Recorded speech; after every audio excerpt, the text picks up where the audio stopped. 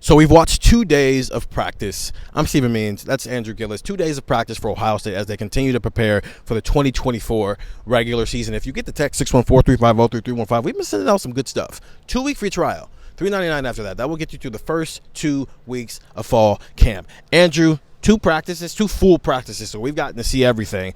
What's an interesting thing, the most interesting thing that you've seen through these first 2 days? Well, I mean, there's a lot to kind of chew on over the last couple of days, but I think one of the things that I've noticed, I feel really emboldened because I said this on a recent Buckeye Talk podcast where it feels like we went from, Emeka's coming back, Emeka's great, and then we went to Jeremiah, and then we went back to Emeka, and it just kind of feels like we left out Carnell Tate. And I think Carnell Tate's looked awesome these last 2 days. Like I thought Carnell Tate was probably the best offensive player on the field yesterday after day one of camp. I think he's got arrogant hands, right? Like he's got hands that just are elite.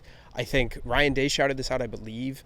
His route running is very impressive. It's just everything with Carnell just looks so smooth. Everything looks like it just flows. He looks like a player who's been in the program for 4 years. This is a guy that I think maybe Ohio State fans should really kind of take notice of because, or if they're not already, because it's everybody wants to talk about Emeka. Everybody wants to talk about the guy who's coming back, who could be in the NFL right now, who is the returning starter, the most production, but yada, yada, yada. Everybody wants to talk about Jeremiah Smith, the hotshot freshman, who's one of the better freshmen that we've seen in a very long time. And everybody kind of feels like they're forgetting Carnell Tate, and Ohio State's going to play 3 receiver sets a lot of the time. Ohio State's going to have 3 receivers on the field a lot of the time, and Carnell Tate is going to be on the field more than he is not on the field.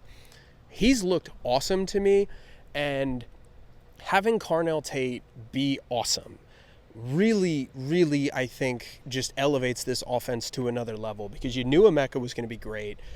The returns on Jeremiah, I mean, every time he enters a room, theme music plays type of thing, right? Like everybody talks about how great this player is. And then you have Carnell, and I just think that this can be a really good Ohio State trio, and this can be one of the better Ohio State receiving trios, of the last couple of years. It can be right up there with some of the last, couple of years. You think about the great receivers that have come through here. Carnell Tate being that type of receiver, I think, elevates this room to that level. And that has been very interesting to me that he has looked as good as he has. So I'm going to talk about the quarterbacks, and it's been the distribution of reps.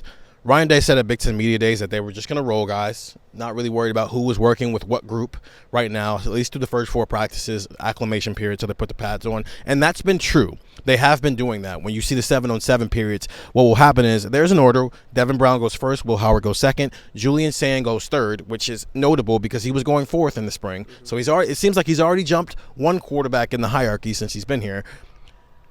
Lincoln Keel-Knowles goes fourth. Aaron Nolan goes fifth. And typically what happens in these 7-on-7 periods is each guy will get 2 reps in a row before the next guy goes. So they're keeping it pretty equal in those situations. That's not what's interesting, though. You see some highlights. Will Howard had some good throws on Friday. Julian Sand, I think, had the best throw of the last 2 days. He had a dot that he threw to Will Kazmarek, but Will Kazmarek dropped it, unfortunately. But it was over the middle, anticipation, literally everything that you want to see from an Ohio State quarterback. Devin ended the practice, too. Devin ended today's practice with just an unbelievable go ball where 2 defenders kind of converged at the same time and both hands went up and both of them missed it.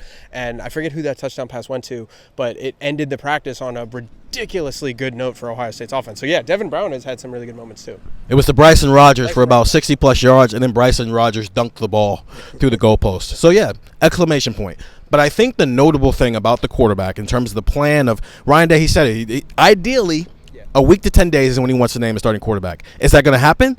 Who knows? It hasn't happened yet. And with Justin Fields, it was 17 days in the fall camp. With C.J. Stroud, it was 19 days in the fall camp. With Kyle McCord, it was 3 days before they played the first game, and it was 2 weeks after they played that first game that he really solidified himself as a starting quarterback. And even then, right, Ryan Day said it, he wasn't completely sure and confident in it until after the Notre Dame game. So he hasn't hit that 10-day mark yet. Maybe he can do it with Will Howard or Julian Sand or one of these other quarterbacks. But I think the interesting thing is when they go split field, there's 3 quarterbacks on one field, there's 2 quarterbacks on the other field.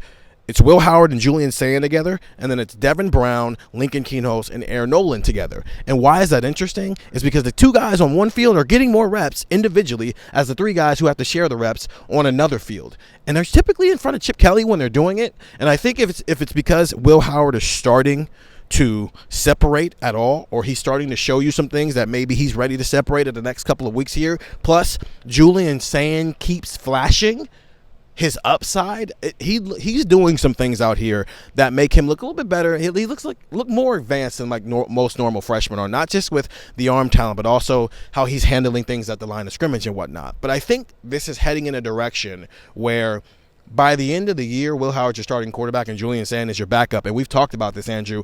Early in the year, who's the in-game backup versus you had a week long to game plan. And I think we all agree maybe Devin Brown if something were to happen to Will Howard, but if they had a week to game plan, it would be Julian Sand. I think the answer to both of those questions might be Julian Sand by the end of the year, though.